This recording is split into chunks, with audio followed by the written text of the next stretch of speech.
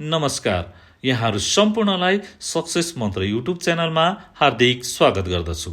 आज म साधारण तर गहिरो र मानिसले आफ्नो जीवनभर खोजिरहने र चाहने विषयको बारेमा चर्चा गर्न गइरहेको छु। हो, सफलता।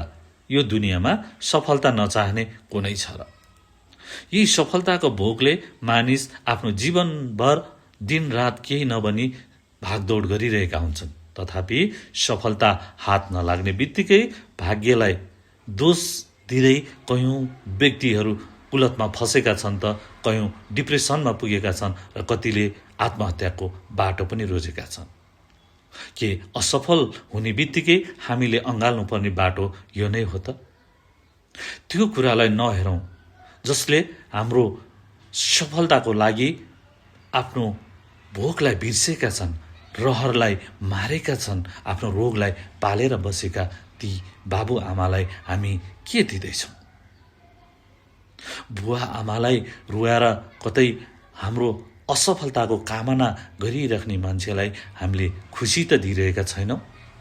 सोच्नुहोस् त, त्यो फल खान लायक हुनलाई फुल फुलेको बेलादेखि त्यो फल लाग्ने बेलासम्म उसले कयौं हावा हुरी पानी असिना बतासलाई सहेर टिक्न सकेपछि मात्र त्यो मिठो फलमा परिणत हुन्छन् त। हो, त्यस्तै हाम्रो जीवनमा आरोह अवरोह आउन सक्छ, तर हामी निराश हुनु हुँदैन।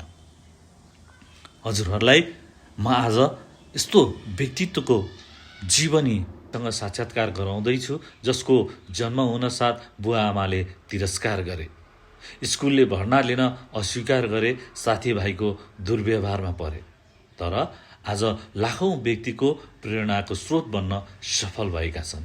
ती व्यक्ति हुन् निक वुइचिच।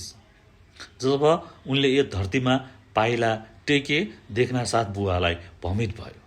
आफ्नै आमाले 4 महिनासम्म काखमा लिन अस्वीकार गरिन्। कल्पना गर्नुहोस् त, यदि तपाईँ त्यो बालक हुनुहुन्छ र आफ्नो आमाले तपाईँलाई छुन अस्वीकार गर्नुहुन्छ भने तपाईँलाई कस्तो हुन्थ्यो होला? साथीभाइहरूले दुर्व्यवहार गरे, जसको कारण 8 वर्षको उमेरमा आत्महत्या गर्ने सोच बनायो भने 10 वर्षको उमेरमा बाथटबमा डुबेर आत्महत्याको प्रयास पनि गरे। तिनै तिरस्कारको कारण भगवानसँग हात खुट्टाको लागि उनले बारम्बार प्रार्थना गरिरहे, तर नपाउँदा भगवानप्रतिको विश्वास पनि डगमगाइसकेको थियो।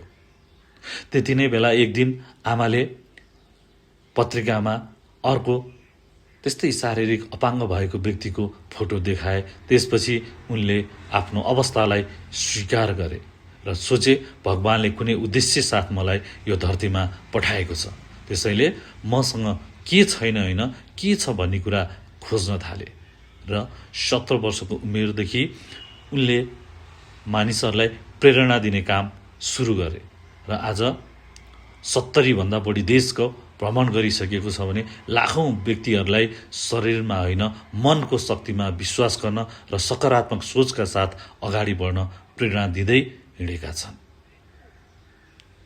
त्यही भएर हामीले मैदानमा हारेको खेलाडीले फेरि जित्न सक्छ, तर मनबाट हारेको व्यक्तिले कहिले पनि जित्न सक्दैन।